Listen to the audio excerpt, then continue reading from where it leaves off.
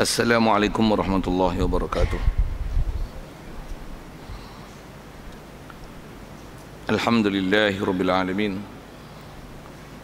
Wassalatu wassalam ala asyrafil anbiya'i wal mursalin wa ala alihi wa sahbihi ajma'in.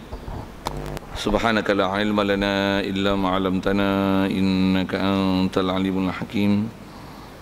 La haula wa la quwwata illa billahil aliyyil azim. Rabbi shrah li sadri wa yassir li amri wahlul 'uqdatam min lisani yafqahu qawli. Allahumma aftah alaina bi futuhil 'arifin bik. Allahumma ij'alna minal ladzina yastami'una al-qawla fayattabi'una ahsana. Allahumma 'allimna mimma jahilna wanfa'na bima 'allamtana wa zidna 'ilman nafi'a ya rabbal alamin. Qala Syekh Musannif rahimahullah ta'ala wa nafa'na bihi wa bi ulumi fid dharain amin. Kita di muka surat 30 daripada matan atas sekali. Kata musannif, dan demikian lagi apabila bersumpah suaminya yang sah talaknya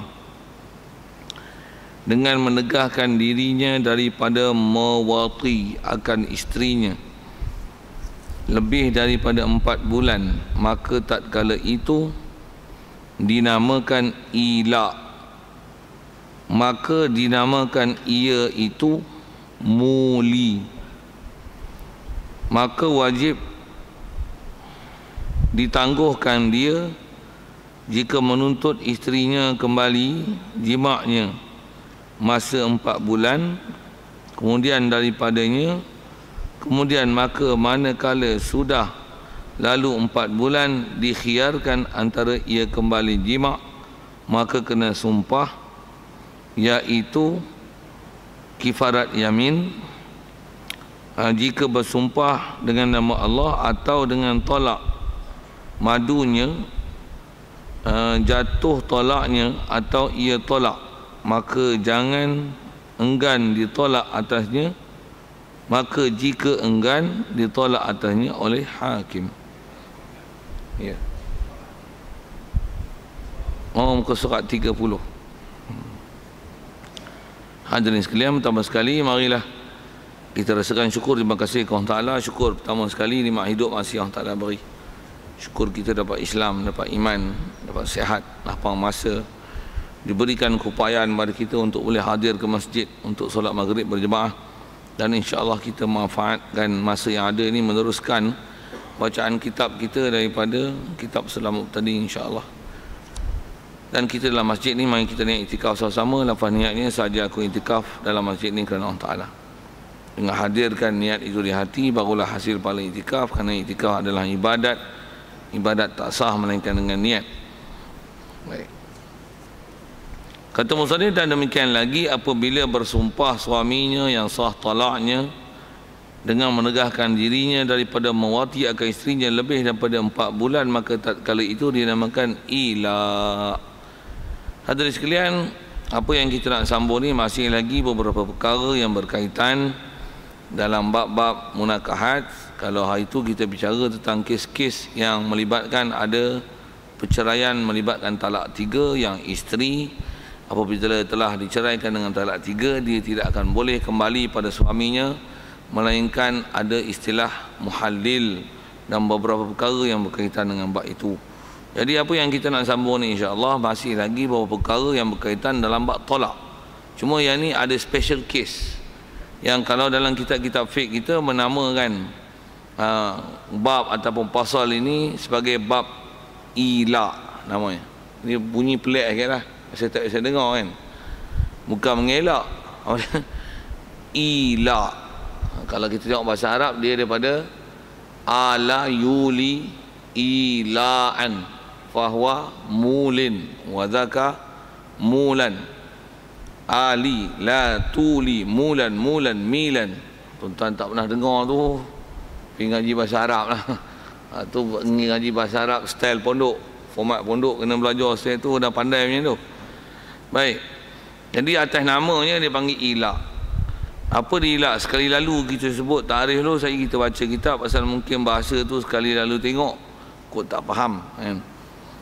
Dari segi nama dipanggil ila. Apa dia ila ni?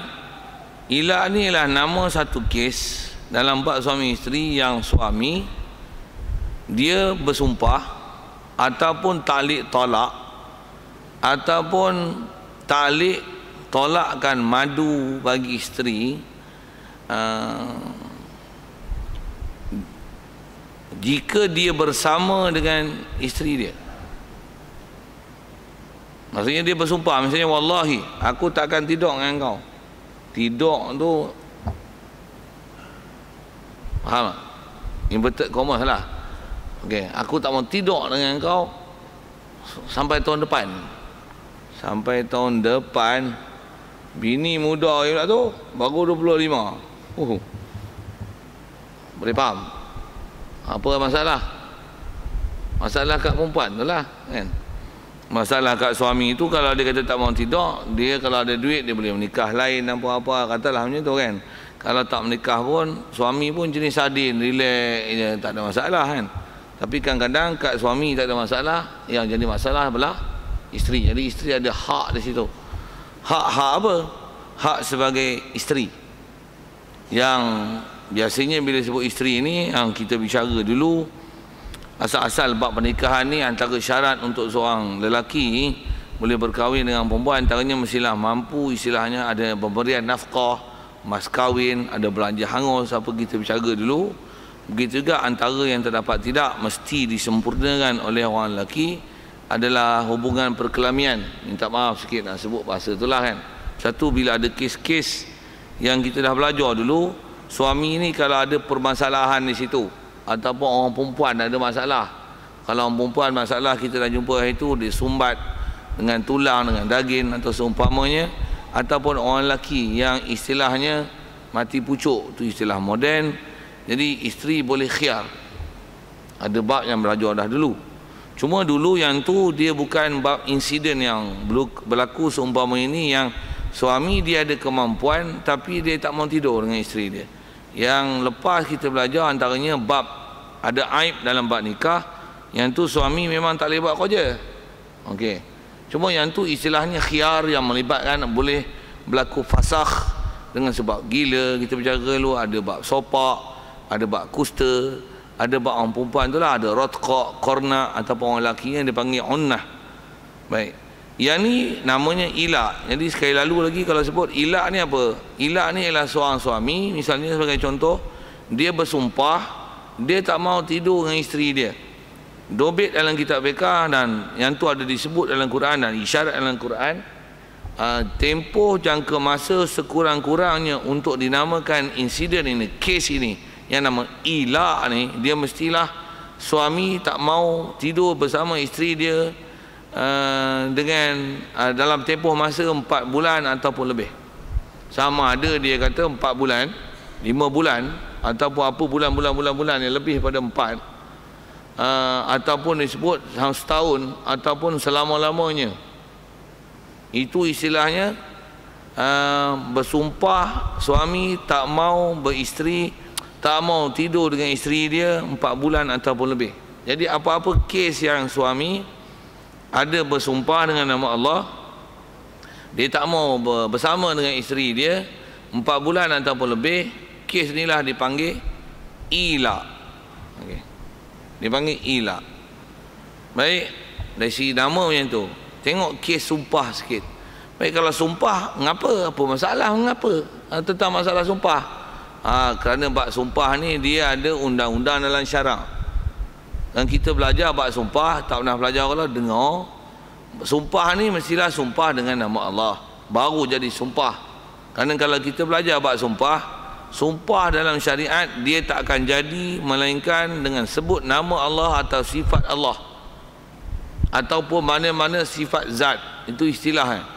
Nama Allah, Allah sendiri, ataupun Ar-Rahman, Ar-Rahim, ataupun sifat zat demi kudrat, iradat, ilmu, hayat, sama, basar, kalam, itu dipanggil sifat zat. Sumpah tak jadi melainkan dengan sebut membesar dan mengagungkan nama Allah.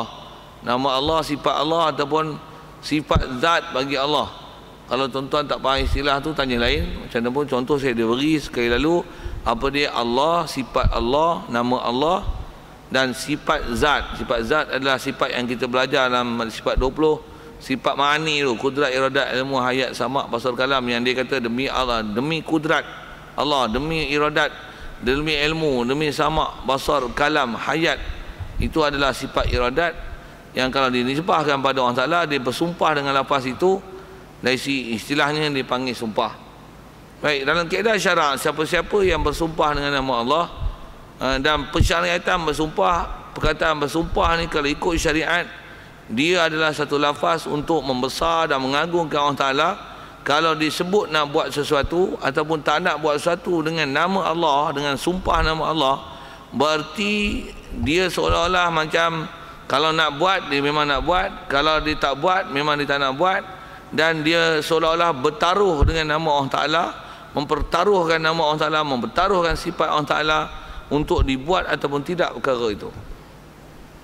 Dalam kaedah syariat, bersumpah dengan nama Allah nak buat, dia tak buat, itu namanya langgar sumpah.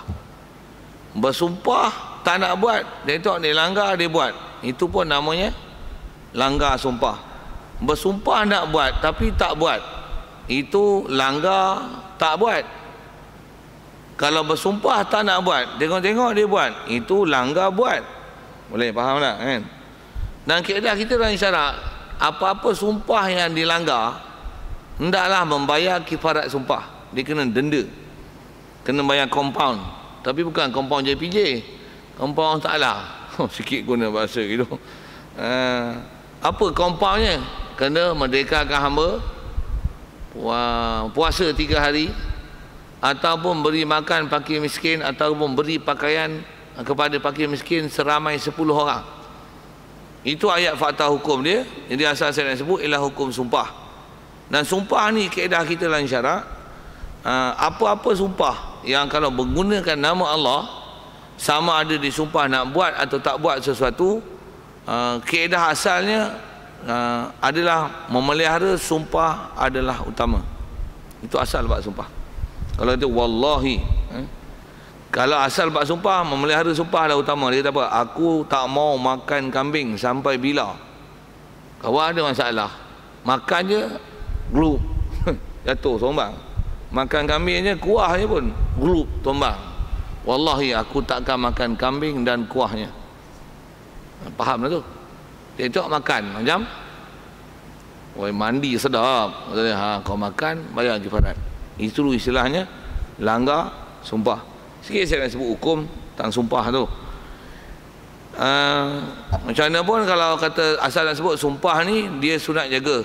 Bagaimanapun sumpah ni, kalau ada sumpah yang dia bersumpah dengan nama Allah Ta'ala, tapi sumpah tu benda tak elok, sunat langgar sumpah dan buat benda yang sepatutnya dia lebih elok untuk dibuat daripada dia tak buat. Tapi dia tak nak buat benda tu dan dia telah bersumpah.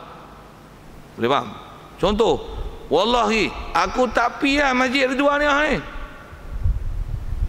Wallahi tak pergi Masjid Ridwaniyah, nak celaka apa? Boh pergi pasal itu. Saya celaka tak pergi masjid. Bagus tak pergi masjid. Itu yang bagus apa? Pergi masjid. Macam mana nak buat? Langgar sumpah, bayar kifarat. Okey, rasanya saya sebut hukum sumpah tu, jelas hukum tu. Yang kaedah kita dalam syarak, kenapa ada sumpah-sumpah? Pasal kita dalam hukum syarak, pasal syariat kita adalah berdasarkan daripada ajaran Nabi SAW. Nabi kita orang Arab. Memang orang Arab ni sumpah ni benda biasa di mulut mereka. Macam mana pun kalau katalah orang Melayu kita tak jadi biasa, tu satu hal. Macam mana pun nak sebut, ada hukum sumpah itu. Dan pahaman dalam bab sumpah itulah guna sikit transfer dalam bab ni. Cuma yang ni dia sumpah apa? Dia bukan sumpah tak mau makan kambing, bukan sumpah tak mau pergi masjid. Sumpah apa? Sumpah tak mau pakai bini. Pakai tu inverted commas. Okay. Jadi kalau tak mau pakai isteri, soal lah, mana elok? Dia macam Masjid Ridwaniyah ke macam tak makan kambing?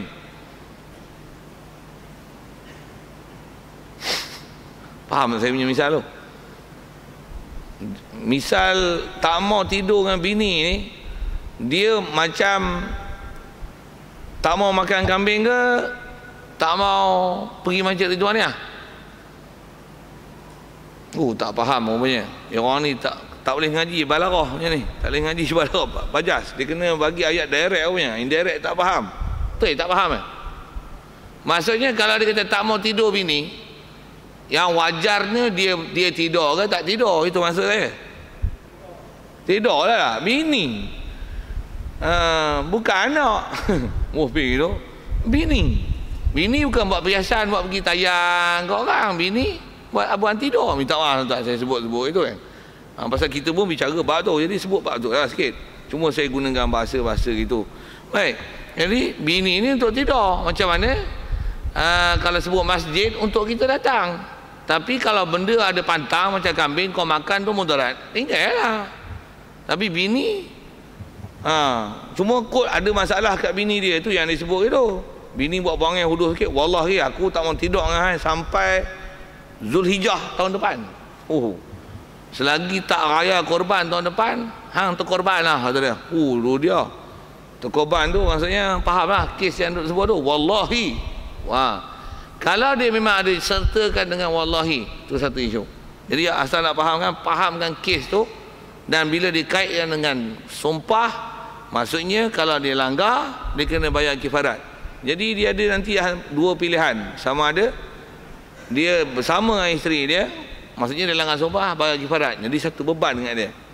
Ataupun nanti yang tu yang ada kes, takkan dia nak jaga. Kalau dia kata sampai tahun depan, kesian bini tu. Tu saya kata bini pula muda lagi, galak pula tu, minta maaf tuan, sorry saya sebut. Pasal ini lah kes kita nak bicara. Kalau bini tak galak, 10 tahun tinggal pun buat macam mana? Tak apalah bang, tak gaduh lah yang awak. Awak pun senang nak mengaji. Relax je, tak ada apa-apa. Ini 3 hari bini, suami tak balik, pening dah. Abang bila nak balik? Bila nak balik? Balik lah, pening itu. Pening tu satu hal. Ini cerita bab pening ni. Bab pening. Suami ada tapi tak peranan. Okey.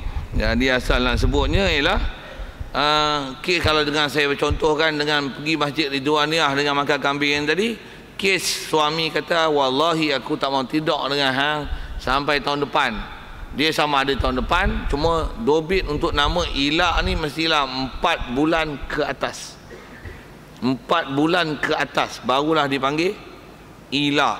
Kalau tak sampai tempoh 4 bulan, dia tak panggil kes ilak.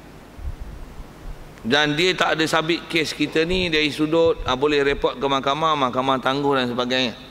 Pasal kalau kurang daripada tempoh 4 bulan, suami kata tak mau bersama dengan isteri dia, kalau dia nak jaga sumpah tu, dia hanya jaga je lah. Kata dia, wallahi aku tak tidur dengan hang sebulan. Sebulan, habis sebulan 31 hari tidurlah dengan bini. Kalau dia tengok yang masalahnya bukan kat isteri, suami tu yang masalah. 2 hari tak jumpa bini pening. Tak boleh pening. Ingat kau boleh tinggal bini sebulan, 2 hari dah pening. Tuan-tuan tak faham apa yang lah saya cakap tu. Suami pening macam mana? Suami pun pakai bini dia, isteri pun perli. Abang kata sebulan, baru 2 hari. Memang suami bila langgar dia kena bayar sumpah, bayar kifarat sumpah. Cuma ada panggil ilak, atas nama ilak tak ada, pasal tempoh tu tak cukup. Jadi asal saya nak cerita ni, nak cerita yang mana kes boleh jadi ilak. Dan saya baru cerita tentang masalah sumpah. Jadi asal nak sebut sepadan dia 4 bulan, dan kes ni contohnya sumpah. Baik, saya panjangkan sikit tu. Antara kes termasuk dalam nama ilak ni adalah 4 bulan ke atas dia tak mau pakai isteri dia. Allah SWT. Yang dia sumpah tak mau pakai, yang bila dia langgar nanti kena bayar kifarat sumpah, satu. Yang kedua, termasuk dalam kes ni adalah nama ilak, cuma dia bukan sumpah, tapi dia taklid tolak dalam masa 4 bulan. Contoh, suami kata gini, dalam masa 4 bulan ni kalau aku tidur dengan hang tertalak. Tidur tu inverted commas lah kan? Jadi saya tak ulang banyak kali lah. Standard bahasa saya tidur tu tuan-tuan kena faham. Tak faham, takkan bodoh tengah tu tak kerti. kena perli kat bahasa-bahasa gitu kan. Manusia ni kadang dia cepat faham dengan bahasa macam tu. Baik, jadi kalau suami kata, kalau dalam masa 4 bulan ni kalau aku tidur dengan hang, aku tidur lepas tu hang tertalak. Jadi ada risiko kat suami tu. Apa dia? Dia pakai je bini dia, tu tertalak. Macam mana nak jadi tak talak? Lepas 4 bulan pakai, baru tak jatuh talak. Pasal dia talik jatuh talak pakai sebelum 4 bulan. Jadi 4 bulan bini kena puasa. Faham? Puasa pun inverted commas. Okey, saya tak ulang istilah-istilah tu. Jadi mana yang telah disebut, I will not repeat about that. Okey. Okey. 2 kes, itu talik tolak. Ataupun kes 3 yang termasuk ni adalah hukum sumpah dan ataupun talik tolak adalah suami dia kata macam ni, kalau aku tidur dengan hang maka madu hang tu tercerai. Cuma bukan cerai bini ni, sama madu dia, sama ada madu tu madu baru atau madu lama tak kira. Jadi maksudnya akan ada orang tercerai dengan sebab suami ni pakai isteri ni, dan mesti kait untuk dia nama ilak 4 bulan, 4 bulan ke atas dia tak mau pakai. Jadi asal nak sebut bab sumpah, sama hukum sumpah talik tolak kepada isteri, ataupun sama kes talik tolak ni dan sumpah adalah nak tolak juga, tapi bukan tolakkan isteri, tapi tolak madu bagi isteri. Maksudnya suami ni ada isteri lebih daripada seorang. Hatulah ilak. Baru kita ambil tarif. Yang ni isyarat dalam Quran sebut macam mana? Surah Baqarah ayat berapa pergi tengok. Tak apa ayat nombor apa, Fatihah pun ayat tak apa, tambah ayat susah-susah tu bukan apa. Nak tuan refer sikit, sorry tak boleh sebut angka tu. Quran sebut macam mana? Lilladzina yu'luna min nisaihim tarabbusu 4 ashhur. Biasa dengar ayat Quran? Tak biasa dengar sebut. Bodoh pergi ngaji Quran lah. Boh pergi bodoh lagi, padang dengan muka. Pasal kita kadang Quran dah tak jadi friend dengan kita tuan. Friend Facebook lagi, baca Quran tak? Sikit boh gitu. Lilladzina yu'luna min nisaihim tarabbusu 4 ashhur. Lepas tu fa in fa'u fa innallaha ghafurur rahim wa in azamut talaq fa innallaha sambung saja usik-usik itu kan, kita pun tak apa ingat tak. Okey, nak sebut yang itulah isyarat Quran tentang hukum ilak. Allah Taala kata apa? Lilladzina yu'luna min nisaihim, orang lelaki yang ilak. Baik, ilak ni apa? Asal mana? Yu'luna, yang bersumpah. Itu asal bahasa. Saja saya nak sebut Quran sikit, nak sebut hukum ni ada dalam Quran. Itu saja. Orang Ta'ala kata apa? Orang suami-suami yang ilakkan isteri mereka. Apa ilak? Asal mana ilak adalah sumpah. Suami yang sumpahkan isteri mereka, tak mau bersama dengan isteri, cuma dobit fiqh berdasarkan hadis apa semua, sebut lama 4 bulan ataupun lebih, itu yang dia akan sebut nanti hukum belakang. Dia tak mau pakai bini dia. Lilladzina yu'luna min nisaihim, apa nak buat? Mahkamah mesti tarabbus 4 ashhur, beri tempoh kepada isteri ni, suruh isteri menunggu selama 4 bulan tu. Isteri disuruh tunggu tempoh 4 bulan. Sama ada suami bersumpah 4 bulan betul, ataupun 4 bulan lebih, setahun, selama-lamanya, kekal abadi. Suami kata macam tu, aku tak mau pakai hang. Tempoh yang akan dikeluarkan oleh mahkamah untuk disuruh isteri menunggu, adakah suami balik pakai ataupun tak pakai, adalah 4 bulan. Tarabbusu 4 ashhur. Baik, 2 pilihan untuk suami berdasarkan ayat Quran tu. Fa in fa'u. Baik, kalau dia sempurnakan, maksudnya dia pakai isteri dia, jadi dia bayarlah kifarat sumpah. Macam mana? Innallaha ghafurur rahim. Allah Taala pengampun. Mudah-mudahan hang langgar sumpah dengan hang bayar kifarat tu dapat keampunan. Lagipun memang isteri hang pakailah elok-elok. Jangan gantung tak tali. Itu istilah dia. Baik. Wa in azamut talaq. Baik, kalau nak talak dah lepas 4 bulan, mahkamah akan panggil, tengok suami tak pakai kat isteri dia, mahkamah boleh jatuhkan talak kepada isteri itu. Kalau degil, mahkamah yang dengan kuasa mahkamah autoriti mahkamah akan bersidang, panggil, dia kata dia tak mau pakai, aku tetap nak pegang sumpah aku tak mau bayar kifarat sumpah, ataupun aku tak nak jatuhkan talak pada isteri aku yang lain. Dengan kes tadi, kalau dia masih bertegas tak mau pakai isteri dia, maka mahkamah lah akan jatuhkan tolak pasal tempoh 4 bulan telah dilalui. Ini adalah tempoh yang menyiksakan bagi wanita, seorang perempuan. Okey, itu sekali lalu kepada ayat Quran, terjemah dan huraian sikit yang isyarat hukum ilak itu dalam Quran. Okey, tengok kitab. Sekejap baru nak bagi soalan kok ada benda tak faham. Dia kata macam ni. Apabila bersumpah suami yang nak kira sumpah tak sumpah ni suami yang sah tolaknya. Apa maksud suami yang yang sah tolak? Suami ni Islam, balik, berakal, bukan kanak-kanak, mereng, gila, mengantuk, mimpi, ngigo, apa seumpama tu. Pasal dia mesti hukum mukallaf. Dengan sedarnya dia sebut perkataan sumpah, dia sumpah dengan menegahkan dirinya suami daripada mewati akan isterinya. Dia tegah diri dia, sumpah tak mau wati. Wati adalah jima, pakai, tidur, yang saya dah sebut dengan istilah inverted commas tadi. Dia tak mau wati isterinya lebih daripada 4 bulan. Kalau ikut dia bahasa dia 4 bulan atau lebih. Kalau lebih pada 4 bulan memang surely jadi ilak. Baik 4 bulan ataupun lebih, maka tak kala itu baik bila suami cakap je macam ni dengan menggunakan sumpah ataupun talik tolak ataupun talik tolak madu bagi isteri, tak kala itu suami ni tak kala itu kes ni dinamakan dia ilak. Okey, siap. Itu bahasa Arab terjemah mudah, ilak sumpah. Kalau tanya sumpah apa? Sumpah biasa bukan ilak. Sumpah biasa ialah yamin, kafaratul yamin. Selalu kita dengar kifarat majlis, itu kifarat majlis. Ini kifarat sumpah. Kifarat sumpah Melayu, Arab kafaratul yamin. Ada kafaratul qatli. Ke depan nanti panjang umur ada kafaratul zihar. Ada kafarah.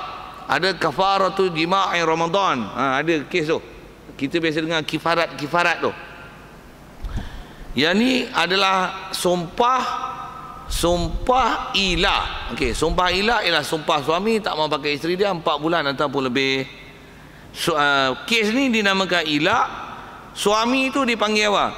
Maka dinamakan ia suami itu muli. Tu muli tu sebutan Arab. Tu yang saya tasrif tadi. Ala asalnya, alaya asalnya bahasa Arab dia. Fazan af'ala yuf'ilu if'alan fahuwa muf'il. Ala yuli ilaan, amana yuminu imanan fahuwa mu'min. Ala yuli ilaan fahuwa mulin. Kalau berbual lam al muli. Okey, itu saya bahasa Arab. Tuan-tuan tak support tu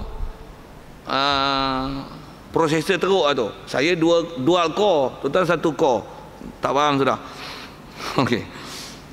Pasal benda-benda tuan-tuan tak support, saya sebut lah. Yang ni memang tuan-tuan tak support. Yang tu tak, tuan-tuan abaikan, tak apa. Tapi saja itu kaedah ilmu kena sebut lah. Kaedah tak faham benda sebut kitab tu. Mana tuan-tuan boleh support, boleh telan. Tengok font tak support. Ada petak 4 segi, tulisan macam tulisan Yahudi. Jadi font tak support. Jadi biarlah gitu. Saya font support, saya baca, saya faham. Tak faham sudah. Okey. Dia ni dia sebut istilah aja. Kes dipanggil ilak, suami dipanggil muli. Okey. Perhabiskan dulu rasanya. Maka wajib ditangguhkan dia. Okey. Jadi kes ni asal ayat disebut wajib ditangguhkan akan dia siapa? Isteri. Jadi faham ni, isteri kena mengaji, kena faham kes. Suami memang kena mengaji. Jadi faham ni hukum hakam suami isteri yang mesti orang Islam tahu. Kalau ada suami yang macam ni, jadi isteri bila suami dia buat ilak, apa nak buat? Report pejabat agama. Report pejabat agama. Suami isteri pula tak reda. Tu yang saya sebut. Isteri pasal apa tak reda? Isteri muda lagi tu kan, masih ganteng lagi. Bukan saja suami minat ke isteri pasal isteri ganteng, isteri minat ke tok laki pasal tok laki ganteng. Tak faham sudah. Jadi maksudnya kalau saya ngaji dulu, arwah Tok Guru Patih ni kadang-kadang dia guna bahasa gini, walaupun bunyi pelik sikit, tuan-tuan tak faham kalau abayan. Apa dia?